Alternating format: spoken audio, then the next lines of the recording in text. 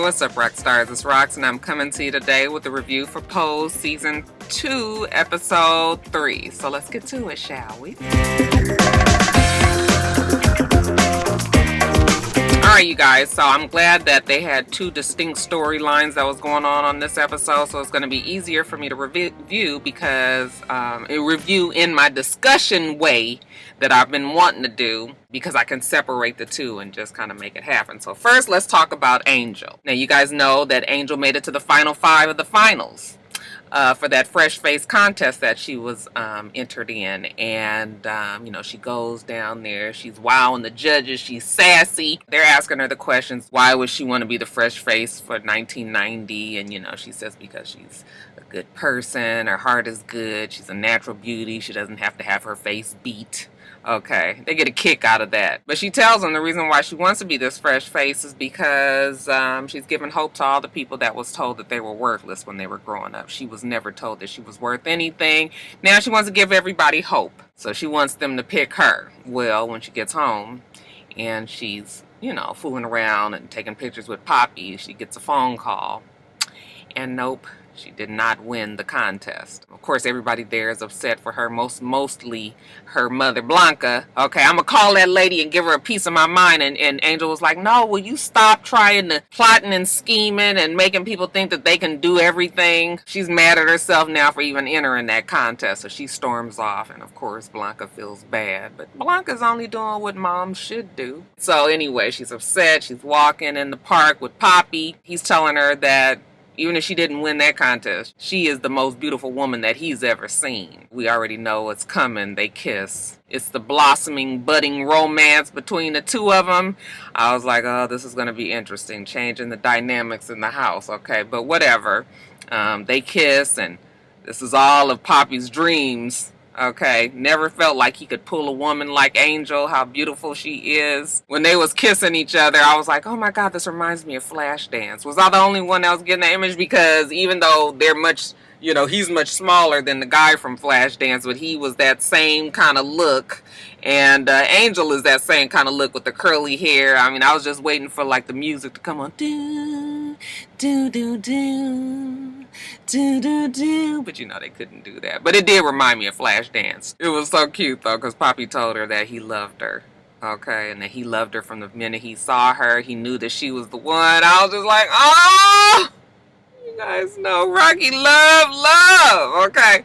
So all that just fed to my heart, y'all. I love seeing shit like that. So, you know, Angel goes home and she's talking to Blanca, and Blanca is already distracted from other shit that's going on. We're going to talk about that in a little bit, okay? Angel says, look, I'm sorry for, you know, snapping at you the other day. You know, you didn't deserve that. And Blanca was like, it's okay. I've got a lot of other things going on. But, you know, what's going on with you? And what's going on with Poppy? He been around here sulking and you know, pouting for the last few days. What did you do to him? Then we see Poppy come in the door, and again, Poppy is in this other space. You know, we used to Poppy being, you know, lighthearted and bouncing off the walls and, you know, hustling on the streets and making it happen that way. But yeah, he comes in, and I was just like, oh gosh, now this really is going to change the dynamics, because is he just going to be this lovesick puppy now? So he comes in, and she was like, handle that with Poppy. So Angel was just like, you know, what's the matter? And he was just like, you know, you dogging me. You haven't been talking to me ever since I kissed you in the park the other day. You know, you kissed me because you felt bad. You felt sad. All right. It was a pity kiss. It wasn't like you were trying to be with me. She says that's not true. She gives him a hug, and she's like, you know, I'm just afraid. I'm scared, you know, because this is more than just somebody trying to hook up. You're like family to me, almost like a brother, really. And now here we are. So she's afraid, and you know, she just doesn't want to mess up what they have. But he was just like, no, you're not gonna mess anything up. You know, let me prove to you that I can be that person for you, you know, and we're gonna do all this. It was so funny because Blanca was listening from the other room. She looked at Damon. She was like, child, who need the young and the restless? We got this.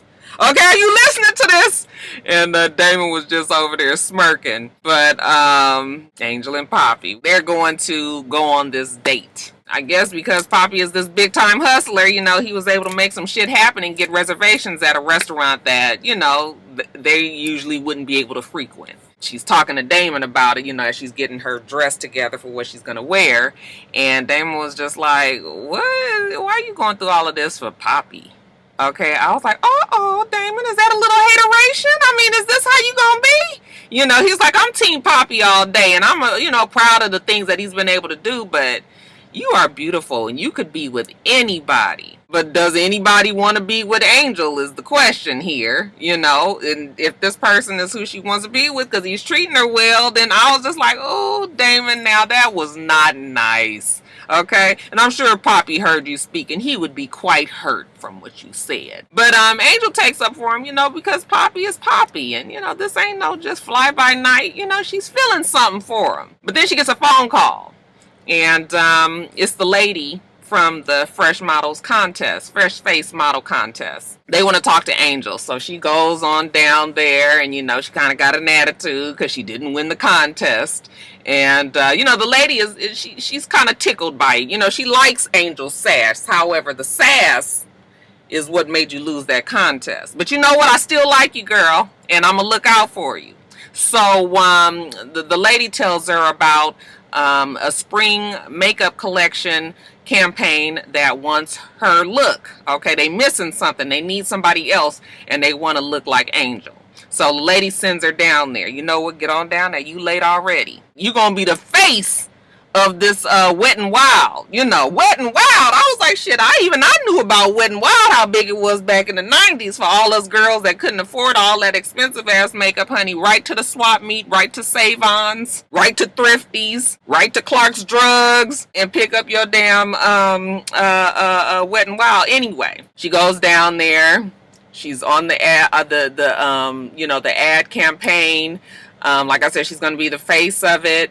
And they love her. Stark contrast, very different from the last photo shoot that we know that Angel did. I mean, this one is all on the up and up. It's all professional. They loving her. She's feeling confident. You know, she even goes and gets a stool and puts her foot up on. I said, girl, you was doing it with that bathing suit, aren't you? Okay, so yeah, she looks beautiful. She's doing the all the poses, and then damn it, it's 7:35. Remember, she got a date with Poppy. She gotta go. I said, bitch, you better not fucking leave that photo shoot. Are you crazy? Okay, girl, this is your chance. Okay, give a damn about Poppy. I mean, I like Poppy too, but Poppy gonna have to understand. Shit, we got to, we trying to get somewhere. So, oh Lord, I'm sure y'all ain't told me y'all can see my titties and shit. Yeah, let me button my shirt. Oh God, I wonder if they've been seeing my titties at work today. What's happening here? Fix my shirt. The guy that's doing the photo shoot was like, look, either you want to be rushing off to whatever you got to do, or do you want to be a superstar? Okay, because he already told her earlier that she is going to be a star. All right, well, she wants to be a star. If the man want her to stay, then the man want her to stay. They got her booked till 9 o'clock. All right, so girl, Poppy just gonna have to understand. I'm sorry. So she goes on home and she's excited about her day. You know, she's talking to Blanca and Damon, and she's telling them how she went dancing, and she met her favorite person in fashion in the whole wide world, Isaac Mizrahi. He told her that she's gonna be the face of the 90s. Okay, dance the night away. It was all this and all that. Here come Poppy. He's all kind of not really doom and gloom, but then it's this again, this lovesick puppy. I was just like, oh, now is he gonna get on my nerves? Okay, because while I love me a really beautiful love story, I can't stand somebody that is going to be, just falling all over themselves for her. So I was just like, oh, I hope he's not going to be this way. I don't think he is, but I was just like, oh God. So anyway, when she came in, he came in the room. Damon and Blanca, they give him their space so that they can talk. She was like, I'm sorry, I had this shoot. They told me I had to stay till 9. She's trying to explain to him, and he was like, that's okay, because it's your dream, and this is what you want, okay? But you fucked me up, because I did all this and got dressed up, because we saw him waiting. He was all in his suit, and he got his flowers waiting to take her to the date, and, she didn't show up. So he was just like, as usual, I was by myself. That just reminded me that pretty much he gonna always be by himself. All right, and she again tries to apologize. He's like, no, don't worry about it, because this is what you wanted. This is your dream, and I'm not trying to stand in the way of that. Okay, and so I was just like, oh, okay. But child, then he says, but I need you to know also that I'm a prize too, and that I'm going to be the person for you. Even with all of the fame and the fortune that might come, okay, you're going to realize one day that I'm the man for you, and I'm supposed to be there for you, and blah blah blah blah blah blah blah blah blah. And child, I was just like, oh, now see, this is really going to be interesting, because as she gets more and more popularity, and as she becomes this supermodel, because they are definitely preparing us for Angel's blow up. I think that they are actually basing her story on that transgendered woman model from back in the day, who was this big name until everybody found out that she was transgender, and then she was kind of blacklisted. So I think that they're basing that story. So I don't know what's going to happen with Angel, but I know she is going to blow up. It may all come crashing down, but that's what they're basing it on. So we're going to see what happens with Angel and Poppy. Okay, I really do want the love story, but then again, I almost feel like that love story is going to kind of maybe get on my nerves a little bit. But we'll see. We'll see. It is cute, though, that Poppy is just head over heels for that Angel. And Angel seems to really love him, too. So we'll see how that goes.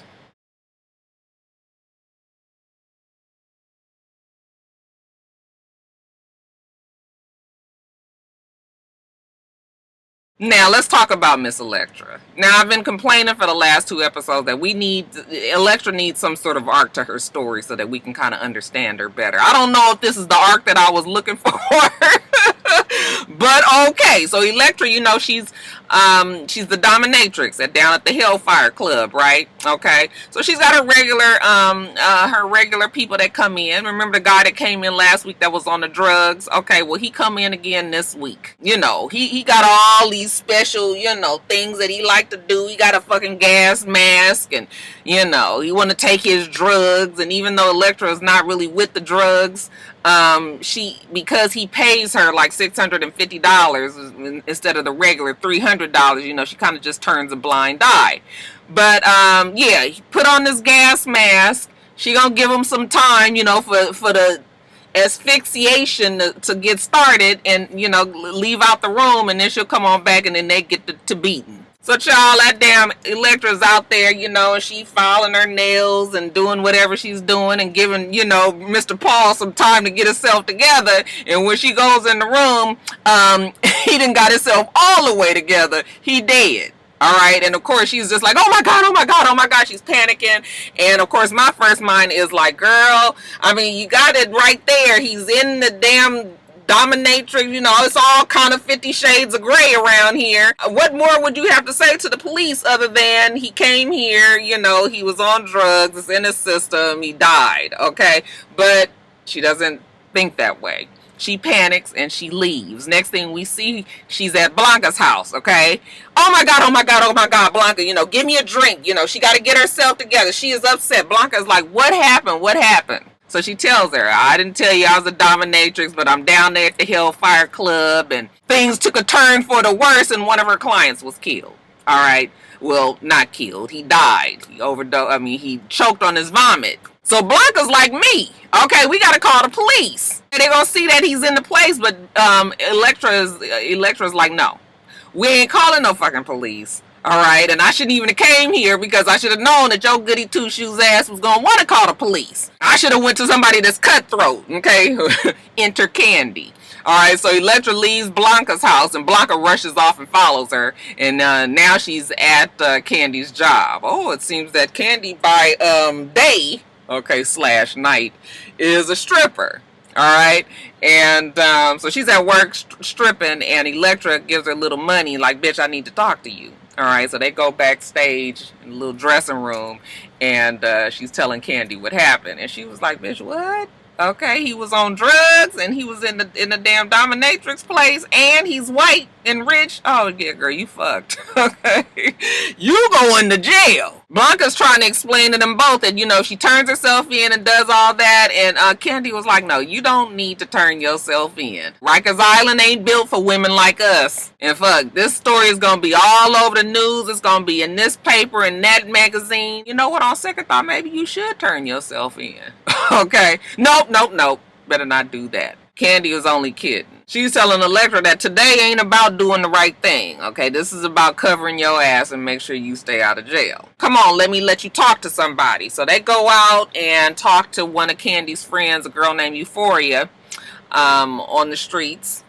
And Euphoria has had some experience with this kind of thing. All right, tells them about a story, how one time she was in the backseat of, you know, a car of a John, giving a blowjob like normal. After 5 minutes, you know, he was having some issues. You know, baby, you all right? He tell her she too toothy. She was like, nobody has ever told me I'm toothy. Next thing you know, he's beating her ass. So they fighting in the back of his car. She get knocked out of the car, and the police pull up. Now, you would think that the police would go to this woman who was bleeding on the damn ground, although she did give old boy a good little working over.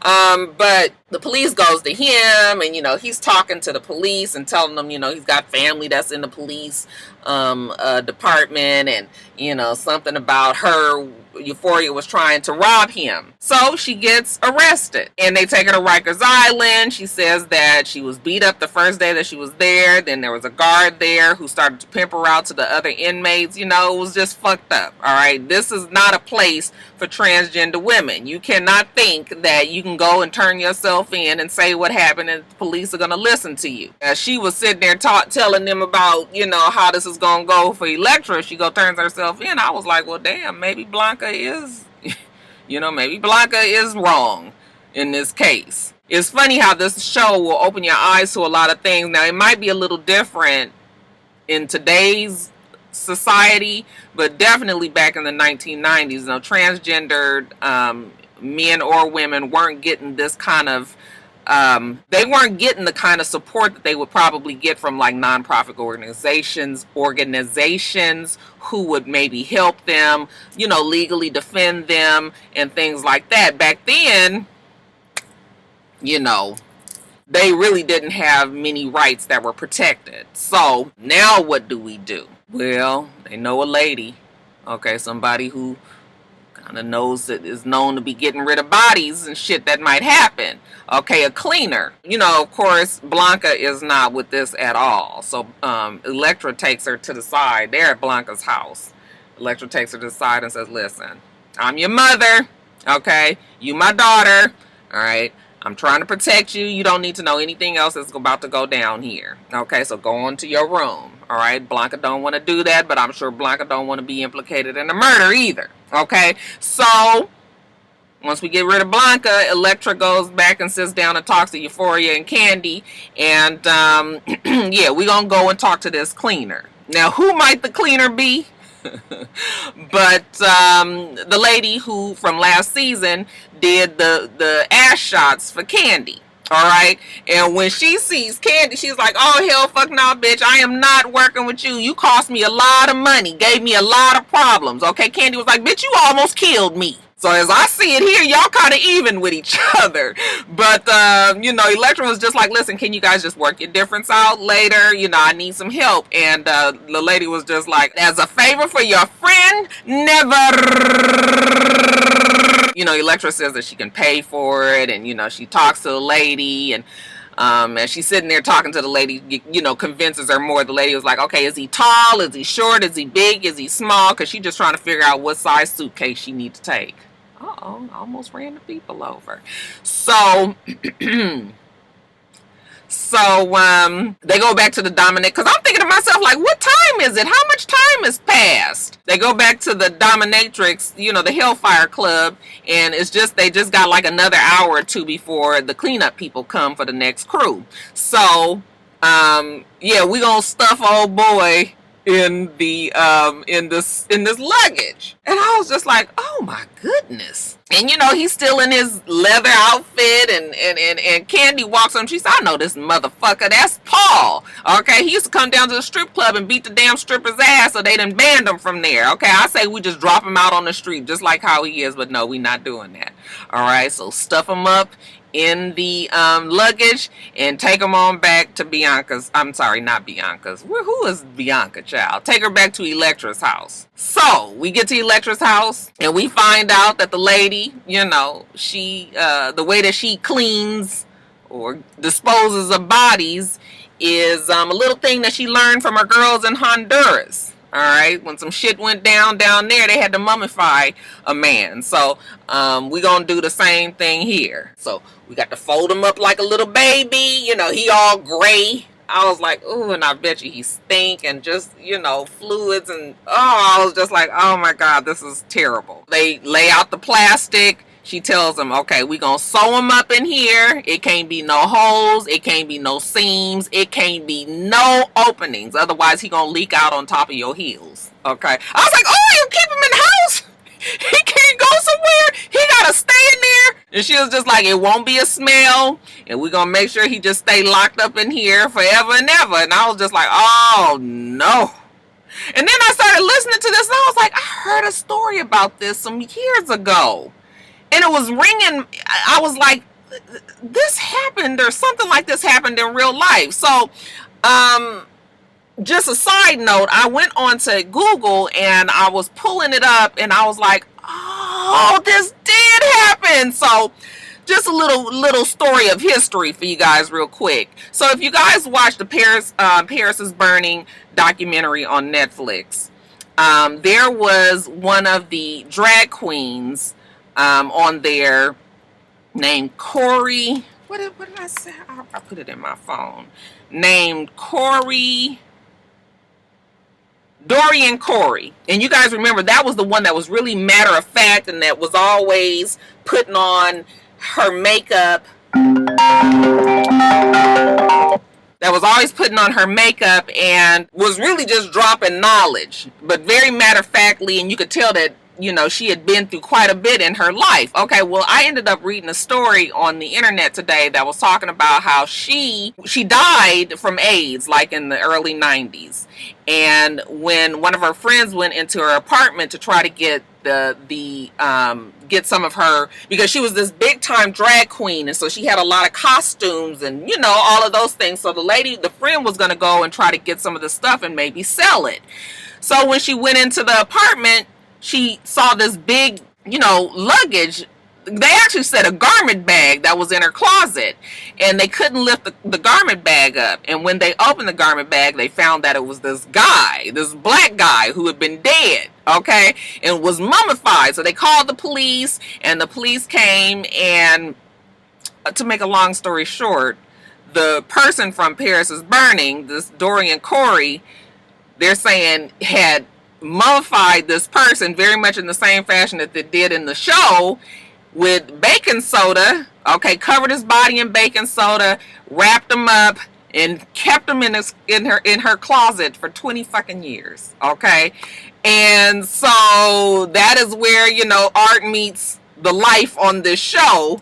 They're basing this thing happening with Electra with actually something that actually really happened. This woman done had this man dead in her closet the whole time. So then when I'm reading on the story, it's saying something about how they weren't sure if she was in a relationship with this guy and some shit went wrong somewhere, maybe some aggressions because he was on the deal, involved with a transgender woman. Or they also say it could have been he was robbing her because she lived in Harlem and it was real dangerous back in the 60s when she lived there. They're saying that he was robbing her and she shot him in his head because he had a bullet in his head. Okay. Or they were saying that, I think more of the story thinks that they were involved with each other in some kind of way. There's also another story saying that, she was protecting somebody else, but I don't think that they believe that story as much as they think that she was involved with him. So anyway, That was just like a little interesting thing. And I was just like, wow, this is crazy. So here we got two stories that's sort of being based off of, you know, real life events. But anyway, getting back to the show. So they sprinkled man with all the baking soda, you know, they sprinkle them, and they get this plastic, this vinyl, whatever it is that they got, and they sew the man up in there and put him in the fucking box, and the box goes into Electra's closet forever and ever. I was like, ain't no way. Okay, but when you think about the alternative and them not really having no choice, you know, because like I said, who was really caping for transgendered people at all back in that day? Okay, and when you think about Rikers Island, and you know, when we hear about Rikers Island, they're trying to shut that place down, right, because it's so inhumane. So yeah, you know, I guess you just have to do what you got to do. But I was just like, child, all right, so what's done is done, right? The man is disposed of. Blanca does meet with Electra at the end of the show. She's like, bitch, it's been 2 weeks, okay? I ain't heard nothing from you, you know, since you guys was at the apartment talking about the cleaning. All right, so what happened? You know, I've been having nightmares about this. And Electra says, yeah, I've been having nightmares too. I would imagine that you would be. Can you imagine trying to sleep with somebody in the fucking closet, dead, wrapped up in some plastic, you know? We did see that Electra has some human side to herself. Even though Candy was like, he was a motherfucker, okay? Electra didn't see that side of him, you know, and she just like, nobody deserves to be, you know, disposed of this way. I mean, you know, you would hope that people can be laid to rest properly, you know, so she prayed over him and everything. But, so now we see that Electra, you know, she does feel bad about what happened, but this is just what she's got to deal with, okay? She says that she wakes up in the middle of the night and, you know, she knows that he's in there, and so she prays over him while he's in there, and, you know, so then I was like, damn, I feel really, really bad. I mean, you are forced to have to make these kind of decisions. It's just terrible, you guys, just terrible. Like Electra said, this is something that she's going to have to deal with for the rest of her life. Blanca tells her, you know, that it's going around in the community, you know, who, from Candy, you know, no, not just Candy, they just know, but you know what, everybody realizes you did what you had to do, and it may be some cutthroat ass bitches up in this community, but you know, when it comes right down to it, you know, the army does close rank, okay, we're going to protect our own. Because they're all that each other's got. And even though Electra didn't seem to realize that when Pray Tell was trying to make her very aware of that very same, you know, sentiment last week, she got it today, didn't she? I guess we all got to see that tonight, didn't we? Alright, you guys, so this was an interesting episode because not like we normally didn't really get many balls, just got that one ball Angel did at the beginning.